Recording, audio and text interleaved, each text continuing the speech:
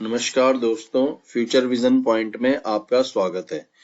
जैसे कि हमारी विंसर ईयर बुक की एक सीरीज चल रही है, जिसके 2 पार्ट हम ऑलरेडी चैनल पे अपलोड कर चुके हैं, आपने देख लिए होंगे। अगर नहीं देखे हैं तो डिस्क्रिप्शन बॉक्स में आपको लिंक मिल जाएगा, वहां जाके आप उसको अपना डाउनलोड करके जरूर देखें।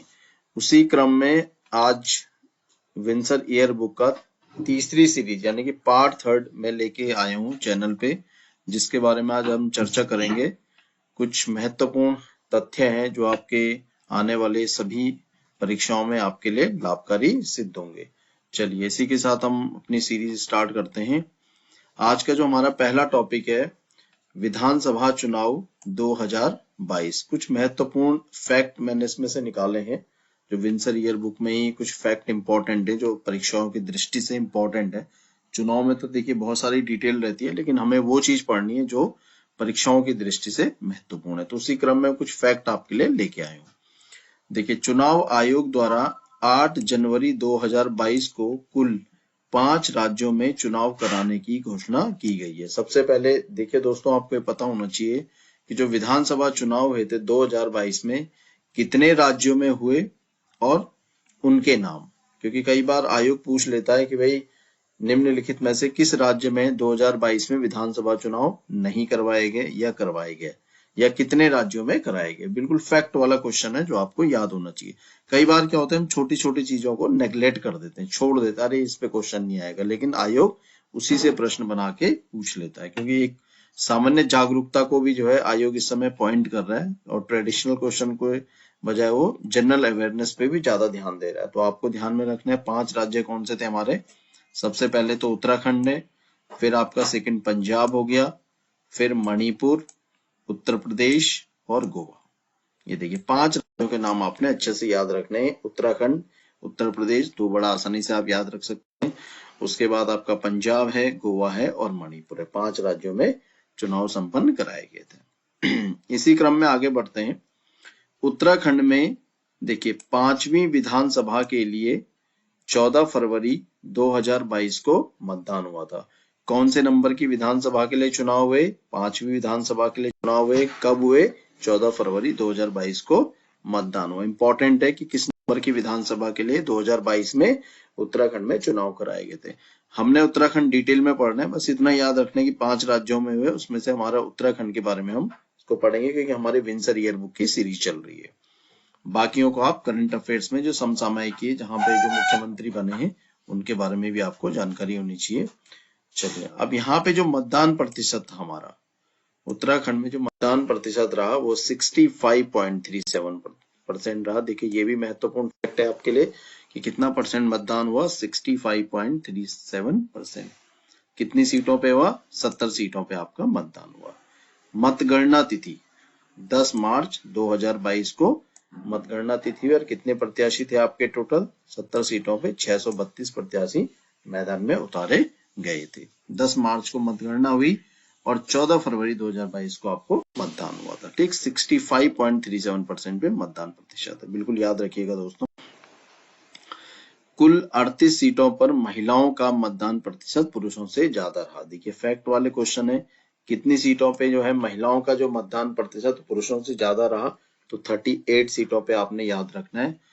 सर्वाधिक मतदान जिला, जहां सबसे ज्यादा वोटिंग हुई, मतदान हुआ, वो जनपद है आपका हरिद्वार। ये भी आपको याद रखने वाला फैक्ट है, बिल्कुल याद रखें इसको। उत्तरकाशी जिले की एक पुरोला विधानसभा है उत्तरकाशी में, पता ही आपको पुरोला उत्तरकाशी में पड़ता है। वहां की विधानसभा सीट पर पुरुषों ने महिलाओं से ज्यादा मत डाले हैं। ठीक, पुरुषों ने महिलाओं से ज्यादा मत डाले। कहां पे? पुरोला विधानसभा में। ये बहुत इंपॉर्टेंट, महत्वपूर्ण, मोस्ट इंपॉर्टेंट फैक्ट है, जिसपे आपका विधानसभा चुनाव वाले टॉपिक से क्वेश्चन आयोग बना सकता है और आपके पेपर में पूछा जा सकता है कभी भी। ऐसा नहीं है कि फॉरेस्ट गार्ड में पूछा जाएगा या किसी भी एग्जाम में, कभी भी आयोग पूछ लेता है। क्योंकि ये देखिए कि जो करंट अफेयर्स है उत्तराखंड का, अगर आप थोड़ा सा इसको बैक चले जाएं, हम अगर 20 पे चले जाएं, 21 पे चले जाएं, 19 पे चले जाएं, या लेटेस्ट भी कोई होता है, तो कई बार स्टैटिक जीके के पॉइंट ऑफ व्यू से क्वेश्चन पूछ लेता है। कई बार देखिए आप 2019 का पूछ रहा है, कई बार 20 का पूछ रहा है, तो वो करंट अफेयर्स नहीं है, उसको आप करंट अफेयर्स मत लेके चलिए, वो स्टैटिक जीके में आ जाता है कि कभी भी एक फैक्ट उठा के पूछ लेगा आपसे। तो आपको बिल्कुल ध्यान में रखना है कि किस इंपॉर्टेंट चीज को हमें ध्यान में रखना है, बिल्कुल याद रखते हुए आपने चलना है, क्योंकि देखिए फैक्चुअल है, फैक्ट आपको याद करने पड़ेंगे, जितना फैक्ट आप याद कर सकते हैं उतना आपके लिए कुछ, क्योंकि कुछ चैप्टर क्या है फैक्ट वाले हैं, कुछ चीजें होती है समझने की। तो ये जो सीरीज है इसमें देखिए आपको सिर्फ फैक्ट मिलेंगे जो कि आपको याद करना है। पूरी विंसर बुक को अगर आप लेके बैठेंगे तो आप नहीं पढ़ पाएंगे, क्योंकि बहुत ज्यादा डिटेल है। तो फैक्ट आपको आसानी से याद करने होंगे, और ये आप अच्छे से इनको याद करिए, और कभी ना कभी जरूर आपके एग्जाम में कभी भी पूछा जा सकता है। उत्तराखंड का देखिए, उत्तराखंड का विधानसभा चुनाव थीम जो चिन्ह था वो कौथिग रखा गया था। आगे बढ़ते हैं। देखिए अब सबसे ज्यादा सीटें किस पार्टी की, देखिए तो पता ही है कि बीजेपी की यहाँ पे सरकार बनी है, तो सबसे ज्यादा सीटें बीजेपी को मिली है, लेकिन कितनी मिली है? 47।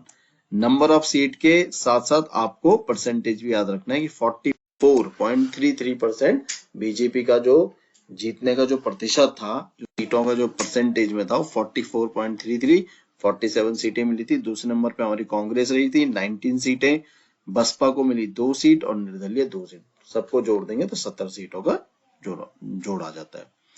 इस चुनाव में देखिए अभी सर्वाधिक महिलाएं, अभी तक जितने चुनाव हैं सबसे ज्यादा महिलाएं, आपकी 5वीं जो विधानसभा के लिए जो मतदान हुआ उसमें सबसे ज्यादा महिलाओं के विजेता बन के आई हैं, वो आपकी 8, जो आपको याद रखना है, और ये एग्जाम में पूछा जा सकता है, क्योंकि अभी तक इससे कम ही आंकड़ा था, इस समय आंकड़ा एकदम से आपका बढ़ गया और सर्वाधिक महिलाएं चुनी गई हैं इसमें। मुख्यमंत्री श्री पुष्कर सिंह धामी जी हैं, ठीक है, 12वें नंबर के ये मुख्यमंत्री हैं। पहली महिला विधानसभा अध्यक्ष बनी है श्रीमती रितु खंडूरी भूषण, ये भी इंपॉर्टेंट हो जाता है, पहली महिला है। और ये कोटद्वार, ये भी दोस्तों आप याद रखिए कि किस विधानसभा क्षेत्र की थी, कहां से इन्होंने जो है चुनाव लड़ा, तो ये कोटद्वार की विधायक थी। और 6वीं अध्यक्ष, देखिए ये महत्वपूर्ण बात है आपके लिए कि जो चुनाव हुए हैं, कभी बार क्वेश्चन आता है कि कौन से नंबर की विधानसभा अध्यक्ष हैं, तो आप लिख देंगे 5वीं, क्योंकि 5वीं के लिए इलेक्शन हुए हैं। लेकिन ये जो अध्यक्ष हैं ये 6वीं नंबर के अध्यक्ष हैं, क्योंकि सबसे पहले एक अंतरिम सरकार में भी अध्यक्ष बने थे प्रकाश पंत, जो पहले अंतरिम सरकार के विधानसभा अध्यक्ष थे। तो ये 6वीं नंबर के अध्यक्ष हैं आपके, और 5वीं नंबर की विधानसभा के लिए आपके इलेक्शन हुए, ये आपको डिफेंस जोनों में याद रखना, और पहली महिला आप इसको याद रखेंगे। इनका देखिए जो मूल पेशा है, जो हमारी श्रीमती रितु खंडूरी भूषण जी बनी है, ये इनका जो पेशा है ये थी अध्यापिका और टीचर, ठीक, टीचिंग फील्ड में थी, जो इनका मूल पेशा है। अब देखिए चंपावत उपचुनाव, क्योंकि हमारे जो मुख्यमंत्री जी हैं श्री पुष्कर सिंह धामी जी, वो चुनाव हार गए थे, और चुनाव हारने के बावजूद भी उनको मुख्यमंत्री बनाया गया। लेकिन देखिए ये एक संविधान का नियम है कि उनको जो है विधायक का चुनाव जीतना जरूरी होता है, और 6 महीने का उनके पास समय होता है कि 6 महीने के अंदर उनको विधायक का चुनाव जीतना जरूरी है। ये जो है मुख्यमंत्री पद के लिए एक योग्यता है, तो उनको बना तो दिया गया था, लेकिन 6 महीने के अंदर ये था कि भाई चुनाव आपने जीतना है। तो उनके लिए देखिए चंपावत में उपचुनाव कराया गया। चुनाव तिथि थी 31 मई 2022, और यहाँ पे जो मतदान प्रतिशत रहा 92.94। कब चुनाव हुए थे? देखिए तिथि, आयोग जो है डेट पे बहुत फोकस रखता है, तो आप डेट याद रखिए, और मतदान प्रतिशत। उत्तराखंड के मुख्यमंत्री पुष्कर सिंह धामी खटीमा से चुनाव, देखिए कहां से चुनाव हारे थे? खटीमा से तो चुनाव हारे, और फिर इन्होंने चंपावत से चुनाव लड़ा और चुनाव जीते। इनके लिए देखिए किसने सीट से त्यागपत्र दिया था? कैलाश चंद्र गहतोड़ी ने सीट से अपनी त्यागपत्र दिया था चंपावत से, और इनके विपक्ष में उतरी थी श्रीमती निर्मला गहतोड़ी। ये सब आपको याद रखना है। को कांग्रेस ने उम्मीदवार चुना और 55,000 से अधिक वोटों से ये हारी थी। देखिए कितने डिफरेंस से आ रही हैं, और हमारे जो मुख्यमंत्री हैं पुष्कर सिंह धामी जी, ये जो है चुनाव जीत गए, किसको हरा के? श्रीमती निर्मला गहतोड़ी। आयोग देखिए क्वेश्चंस, अब अभी आपने देखा होगा पैटर्न की कोई भी चीज है, जैसे कई बार आता है कि भाई जनसंख्या की दृष्टि से सबसे बड़ा राज्य या उत्तराखंड का सबसे बड़ा जिला कौन सा है, तो पहला नहीं पूछ के अब दूसरा या तीसरा पे फोकस करता है आयोग। आप पेपर उठाइए तो उसमें आप थोड़ा पैटर्न चेंज कर दिया है, अब पहला नहीं पूछेगा, भारत का सबसे बड़ा बांध नहीं पूछेगा, दूसरे नंबर का पूछेगा। विश्व का सबसे बड़ा द्वीप पहला नहीं पूछेगा, दूसरा पूछ देगा। तो आपको ये ध्यान में रखना है कि जीते तो धामी जी थे, लेकिन किसके इनके विपक्ष में कौन खड़ा हुआ था, ये बात इंपॉर्टेंट होती है कि श्रीमती निर्मला गहतोड़ी इनके विपक्ष में थी और इनके लिए सीट किसने छोड़ी थी, कैलाश चंद्र गहतोड़ी। ये क्वेश्चंस आपके पुट अप करेगा आयोग आपसे। आगे चलते हैं। कैलाश चंद्र गहतोड़ी को देखिए, जब उन्होंने सीट छोड़ी तो उनको कुछ तो देना ही है। उत्तराखंड वन विकास निगम का उनको अध्यक्ष बना दिया गया था। उत्तराखंड जो वन विकास निगम है, तो ये भी आ सकता है कि सीट छोड़ने के बाद उनको कहाँ का अध्यक्ष बनाया गया था, या उत्तराखंड वन विकास निगम का अध्यक्ष किसको बनाया था, कैलाश चंद्र गहतोड़ी को। देखिए क्वेश्चंस आपको कई बिल्कुल घुमा के ही पूछा जा सकता है, स्ट्रेट फॉरवर्ड क्वेश्चंस अब आने का ट्रेंड रह नहीं गया है। अब जो क्वेश्चंस को आयोग घुमा देता है, कुछ भी पूछ सकता है ऊपर, मतलब आपको बिल्कुल टॉपिक में याद रखना, फैक्ट को दोनों साइड से बिल्कुल आपने याद रखना है कि भाई उत्तराखंड वन विकास निगम के अध्यक्ष कैलाश चंद्र गहतोड़ी, या कैलाश चंद्र गहतोड़ी को निम्न में से किस संस्था का अध्यक्ष बनाया गया था, ऐसा भी क्वेश्चन आ सकता है। तो बिल्कुल आप याद रखेंगे तब आप वहां पे क्वेश्चंस कर पाएंगे। चलिए आगे बढ़ते हैं हम। ये हमारे जो विधानसभा चुनाव हुए थे 2022 के, जो उपचुनाव हुए थे, उसमें से कुछ मोस्ट इंपोर्टेंट फैक्ट जो आपके विंसर ईयर बुक में दे रखे हैं, वहीं से मैंने फैक्ट निकाले और आपके लिए हैंड रिटन नोट्स बना के चैनल पे अपलोड किए जा रहे हैं। अब आगे चलते हैं। देखिए उत्तराखंड से राज्यसभा सदस्य। अब देखिए उत्तराखंड से कितने राज्यसभा की सीटें आपको पता है, लोकसभा की 5 सीटें, राज्यसभा की 3 है। ठीक, अब कौन कौन है वर्तमान में आपको देखिए याद होना चाहिए। पहले नंबर पे हमारे नरेश बंसल जी हैं, दूसरे हो गए हमारी कल्पना सैनी और तीसरे हो गए अनिल बलूनी। इनके देखे मैंने कार्यकाल भी दे दिए, नियुक्ति कब हुई थी, 3 नवंबर 2020। नरेश बंसल जी का 2026 में कार्यकाल खत्म होगा। कल्पना सैनी, इनका तो अभी देखिए इनकी नियुक्ति लेटेस्ट हुई, तो बिल्कुल आप याद रखें 8 जुलाई 2022 और 6 जुलाई 2028 को इनका, इनमें आप 6 साल ऐड कर दीजिए, क्योंकि जो इनका कार्यकाल होता है वो 6 साल का होता है। अनिल बलूनी देखिए 2018 में नियुक्ति हुई थी और 2024 में इनका कार्यकाल समाप्त हुआ। तो 3 लोग हैं अभी, नरेश बंसल, कल्पना सैनी और अनिल बलूनी। आपके तीनों जो हैं देखिए बीजेपी की सीट से, बीजेपी पार्टी के ही तीनों उम्मीदवार हैं जो राज्यसभा में इसमें प्रतिनिधित्व कर रहे हैं उत्तराखंड का। अब देखिए उत्तराखंड से कुल राज्यसभा में 3 महिला सदस्य, लेकिन मूलतः 2 महिला सदस्यों का निर्वाचन हुआ है। देखिए उत्तराखंड से कुल राज्यसभा में 3 महिला सदस्य चली गई हैं अभी तक, लेकिन मूल रूप से अगर माने जो उत्तराखंड से बिलोंग करते 2 महिलाएं, एक सुषमा स्वराज भी थी देखिए, तो ये भी काउंट होती हैं कि 3 महिलाएं गई हैं अभी तक। ठीक है, 2 महिला सदस्यों को निर्वाचन मूल रूप से हुआ है। कल्पना सैनी राज्यसभा सदस्य चुने जाने वाले उत्तराखंड पिछड़ा वर्ग आयोग की अध्यक्ष भी थी। देखिए कल्पना सैनी राज्यसभा सदस्य चुने जाने से पहले उत्तराखंड पिछड़ा वर्ग आयोग के अध्यक्ष थे। बहुत इंपॉर्टेंट फैक्ट हो जाता है। अभी इनको देखिए 8 जुलाई 2022 को इनकी नियुक्ति हुई है, राज्यसभा में दिनांक नियुक्ति दे रखी है, और उसके बाद यही फैक्ट बनता है कि राज्यसभा में चुने जाने से पहले ये किस आयोग के अध्यक्ष थी। पिछड़ा वर्ग आयोग है, अनुसूचित जाति है, अनुसूचित जनजाति है, मानवाधिकार आयोग है, कुछ भी आपके 4 विकल्प बन जाएंगे। तो ये भी आपको याद रखना है कि पिछड़ा वर्ग आयोग जो ओबीसी होता है, उस आयोग की ये अध्यक्ष थी यहाँ पे चुने जाने से पहले राज्यसभा में। ठीक है, तो आप ये ध्यान रखिए। देखिए यहाँ से हमने आपके लिए राज्यसभा सदस्यों के नाम बता दिए हैं, उनकी नियुक्ति तिथि बता दी है, और उनकी सेवानिवृत्ति के दिनांक भी आपको बता दी कि कब उनका कार्यकाल समाप्त होगा। तो ये आपके लिए बिल्कुल एक नोट्स के रूप में फैक्ट आपको दिए जा रहे हैं, जो कभी भी अगर कोई एक आयोग पूछे, कोई ऐसा नहीं कि करंट अफेयर्स में पूछेगा, कभी भी स्टैटिक जीके में इन क्वेश्चंस को आपको पूछा जा सकता है उत्तराखंड के परिप्रेक्ष्य में। चलिए आगे बढ़ते हैं। देखिए उत्तराखंड की अर्थव्यवस्था 2020 से 2022 के बीच के आंकड़े मैंने लिए हैं अभी, और लेटेस्ट अभी लेके मैं इसमें जो लेटेस्ट अभी उत्तराखंड का बजट है या उत्तराखंड की जो आपकी आर्थिक समीक्षा है, उसके लिए भी एक वीडियो आपको अलग से दूंगा मैं, जो करंट अफेयर्स में आपके काम आएगी।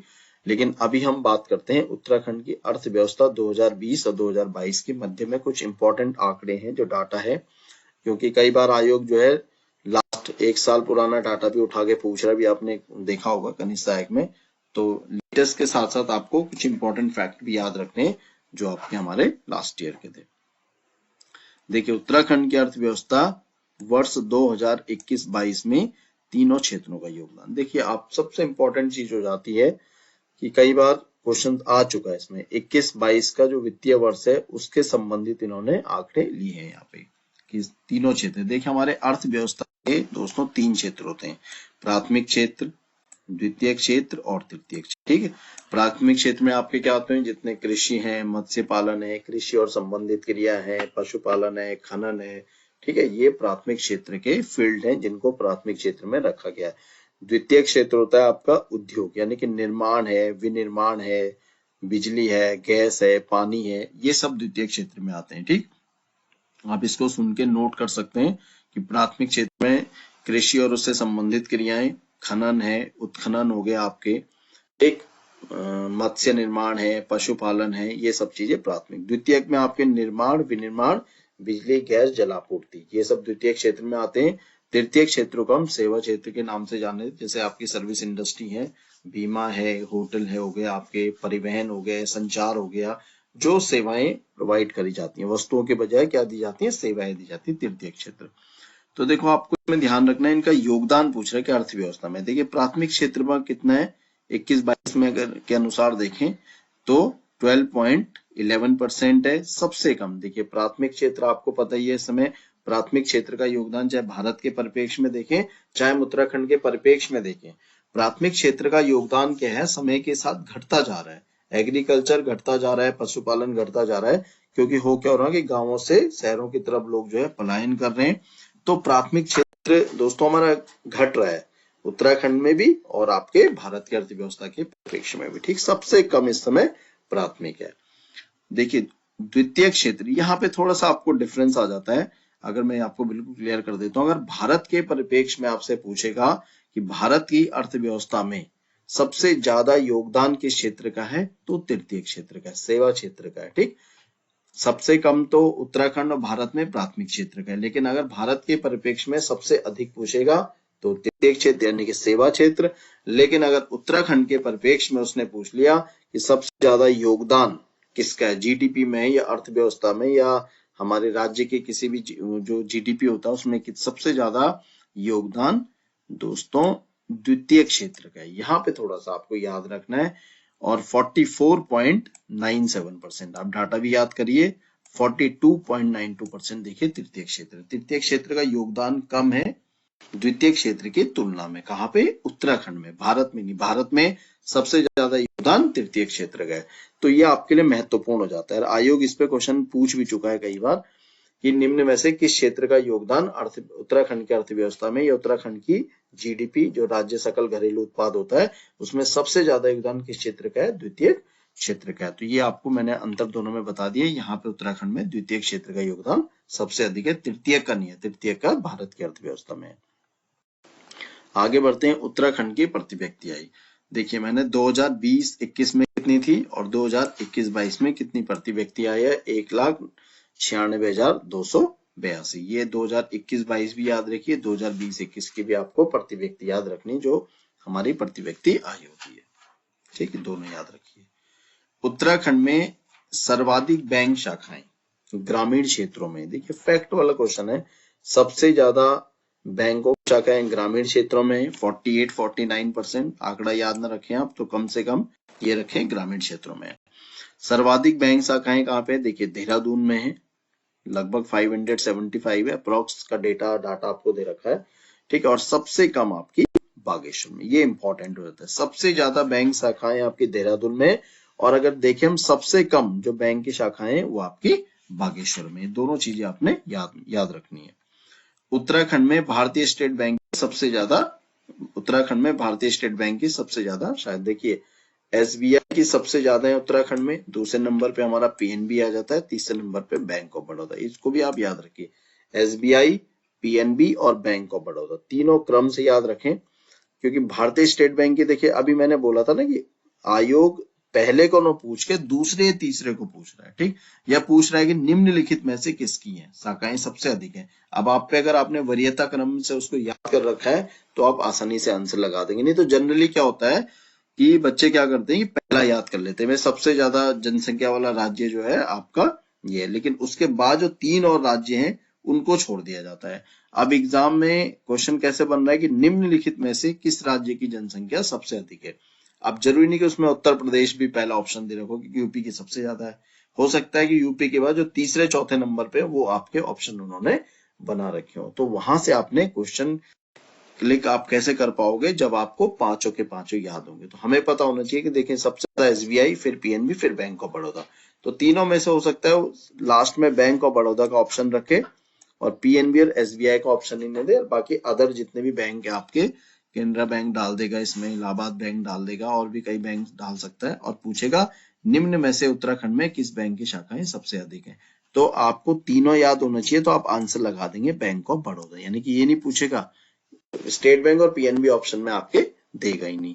तो आपने जो क्रम आपको दिया जाता है, तीन कम से कम आपको स्टार्टिंग के शुरू के तीन याद होने चाहिए। शुरू के सबसे ज्यादा जनसंख्या वाले राज्य, जनसंख्या वाले जिले, कम जनसंख्या वाले राज्य, कम जनसंख्या वाले जिले, कम से कम दोस्तों तीन जरूर याद रखिए। आप आने वाले परीक्षाओं में आप ये ध्यान रखिए, अगर आप जनगणना पढ़ रहे हैं या कोई भी ऐसी चीज पढ़ रहे हैं जिसमें सबसे बड़ा सबसे छोटा जो पूछा जाता है, तो पहला तो याद रखिए, लेकिन उसके बाद दो साइड और ज्यादा उसके बाद भी क्रम से दो और याद रखिए, जिससे आपको एग्जाम में आंसर आप आसानी से टिक कर सके। अब देखिए उत्तराखंड में सहकारी बैंक की संरचना। देखिए उत्तराखंड का जो सहकारी बैंक है तीन स्तरों पे काम करता है। पहला होता है राज्य स्तर, फिर जिला, या इसी को केंद्रीय स्तर भी बोलते हैं, और ग्रामीण स्तर पर। ठीक, राज्य स्तर पर हमारा उत्तराखंड राज्य सहकारी बैंक लिमिटेड है। जिले स्तर पर सभी जिलों में जिला सहकारी बैंक जो है लिमिटेड बनाए गए हैं, और ग्रामीण स्तर पर हमारी बहुउद्देशीय सहकारी समितियां जो पैक्स होती है हमारी, मल्टीपर्पज जो बना, एमपैक्स, वैसे इनका नाम अब एमपैक्स हो गया है, मल्टीपर्पज कर दिया इनको। ठीक है, पहले प्राइमरी एग्रीकल्चर सोसाइटी होती थी, सिर्फ एग्रीकल्चर पे काम करती थी। आज की डेट में वर्तमान में इनका जो नाम हो गया वो एमपैक्स हो गया, तो आप इसको एमपैक्स भी पढ़िए, एमपैक्स इसको कर दीजिएगा, एमपैक्स इसका नाम हो गया है। उत्तराखंड राज्य सहकारी बैंक लिमिटेड, देखिए इसकी स्थापना हुई थी 27 फरवरी 2004 को। बैंकिंग जो अधिनियम है 1949, देखिए जो बैंकिंग जो एक्ट है उसी के तहत हम किसी भी बैंक की स्थापना कर सकते हैं। हम जरूरी नहीं कि हम पीएनबी एसबीआई बना रहे, हम अगर किसी भी बैंक की स्थापना करते हैं तो हम बैंकिंग अधिनियम 1949 और आरबीआई की जो गाइडलाइंस होती हैं, रिजर्व बैंक ऑफ इंडिया की जो गाइडलाइंस होती हैं, उसी के अनुसार हम जो है किसी भी बैंक को एस्टेब्लिश कर सकते हैं। चलिए एक क्वेश्चन आपके लिए, आप कमेंट बॉक्स में इसका आंसर बताएंगे कि जो हमारा ये है आरबीआई है, इसकी जो पहली जो बैठक हुई थी उत्तराखंड में वो कब और कहां पे आयोजित की गई थी, इसको आप कमेंट बॉक्स में बताइएगा। बैंकिंग अधिनियम 1949 के तहत। ठीक, मुख्यालय देखिए उत्तराखंड राज्य सहकारी बैंक जो है इसका जो हेड ऑफिस है वो हल्द्वानी नैनीताल में है। यह बैंक उत्तराखंड के केवल 9 जनपदों में, देखिए हमारे 13 जनपद हैं, और 13 जनपदों में देखिए ये 3 जनपदों में क्या उत्तराखंड राज्य सहकारी बैंक लिमिटेड, यानी कि जो उत्तराखंड राज्य सहकारी बैंक का जो मुख्यालय है ये तो आपका हल्द्वानी में है। बिल्कुल आपको ध्यान में रखना है कि हेड ऑफिस हल्द्वानी में है, लेकिन इस बैंक की कुछ ब्रांचेस हर डिस्ट्रिक्ट में भी खोली गई हैं। किसका, राज्य जिला सहकारी बैंक तो है ही, डिस्ट्रिक्ट कोऑपरेटिव बैंक अलग है, लेकिन स्टेट कोऑपरेटिव बैंक लिमिटेड भी इसमें 9 जनपदों में कार्यरत है। अब देखिए 9 है तो 9 में से 4 13 हो गए, यानी कि 4 डिस्ट्रिक्ट ऐसे हैं जहां पे ये कार्यरत नहीं है। देखिए 3 तो हैं जो आपके छोटे जनपद हैं, रुद्रप्रयाग, बागेश्वर, चंपावत, और एक ये पिथौरागढ़ में अभी उत्तराखंड राज्य सहकारी बैंक कार्यरत नहीं है। 3 जनपद तो है, इन्हीं 3 जनपदों में आपका जिला सहकारी बैंक भी नहीं है, रुद्रप्रयाग में भी नहीं है, बागेश्वर में भी नहीं है, और चंपावत में भी नहीं। ठीक है, रुद्रप्रयाग में चमोली हो गए, बागेश्वर में अल्मोड़ा, और चंपावत में पिथौरागढ़। यहीं से इनका जो लेन देन होता है वो, इन जनपदों का जो लेन देन है, ये जो बड़े जनपद है आपके, यहाँ से इनको आयोजित किया जाता है। और पिथौरागढ़ में राज्य सहकारी बैंक नहीं है, लेकिन पिथौरागढ़ में जिला सहकारी बैंक स्थित है। तो 9 जनपद आपको याद रखने, और जो 4 जनपद है उनके नाम याद रखिए। क्वेश्चन पूछा जाता है निम्न में से किस जनपद में राज्य सहकारी बैंक जो है कार्यरत नहीं है। आगे बढ़ते हैं, जिला सहकारी बैंक। देखिए जिला सहकारी बैंक 10 जनपदों में, राज्य सहकारी बैंक मैंने आपको बताया था 9 जनपदों पे है, जिला सहकारी बैंक आपका 10 जनपद में, क्योंकि सिर्फ पिथौरागढ़ में भी है जिला सहकारी बैंक, और जो 3 आपके छोटे जनपद हैं रुद्रप्रयाग, बागेश्वर और चंपावत, यहाँ पे जिला सहकारी बैंक नहीं है। यहाँ से जो चमोली में जिला सहकारी बैंक है वहां से कार्य होता है, बागेश्वर में जो अल्मोड़ा में है, और चंपावत में जो पिथौरागढ़ में जिला सहकारी बैंक है। तो देखिए पिथौरागढ़ आपने याद रखना है कि पिथौरागढ़ में जिला सहकारी बैंक तो है, लेकिन उत्तराखंड राज्य सहकारी बैंक कार्यरत नहीं है। इतना आप अंतर रखिएगा, ये बहुत इंपॉर्टेंट फैक्ट हो जाता है आपके लिए। तो ये हमारी आज का जो पार्ट 3 था ये कंप्लीट हो गया है।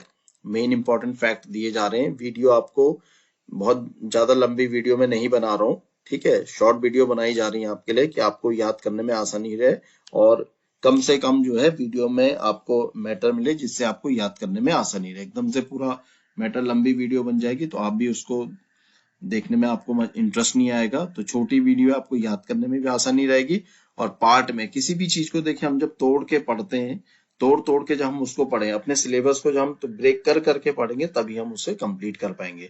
अगर हम सोचे कि हम पूरा इतिहास एक ही दिन में पढ़ लें तो ऐसा संभव नहीं होता है। हमें प्राचीन इतिहास भी अगर किसी टॉपिक को पढ़ रहे हैं तो उसको भी हम जितना छोटा करके पढ़ेंगे, तोड़ तोड़ के पढ़ेंगे सिलेबस को, तो दोस्तों उतनी जल्दी याद होगा। ये भी एक टेक्निक समझ लीजिए कि हमेशा जब आप स्टडी करते हैं तो चैप्टर को आप तोड़ के पढ़िए। जितना आप उसको तोड़ के पढ़ेंगे उतनी जल्दी आपको याद रहेगा और साइकोलॉजिकल भी ये नहीं लगेगा यार इतना बड़ा चैप्टर मेरे से कैसे होगा। जब आप उसको छोटा छोटा करके पढ़ेंगे तो एक दिन आपका पूरा चैप्टर तैयार हो जाएगा, फिर आपको उसको रिवीजन करने में कोई प्रॉब्लम नहीं होगी। तो चलिए दोस्तों, आज की वीडियो को हम यहीं पे समाप्त करते हैं। आपको वीडियो कैसी लगी इसको कमेंट बॉक्स में आप जरूर बताएं और कमेंट बॉक्स में जरूर आप कमेंट करें, जिससे आगे वीडियो बनाने के लिए भी हमें जो है एक मोटिवेशन मिलेगा। आपको वीडियो अच्छी लग रही होगी तो हम और अच्छे से वीडियो आपके लिए लेके आएंगे। और बाकी मेरे चैनल को आप लाइक शेयर एंड सब्सक्राइब करें। अब मिलते हैं नेक्स्ट वीडियो में। Thank you.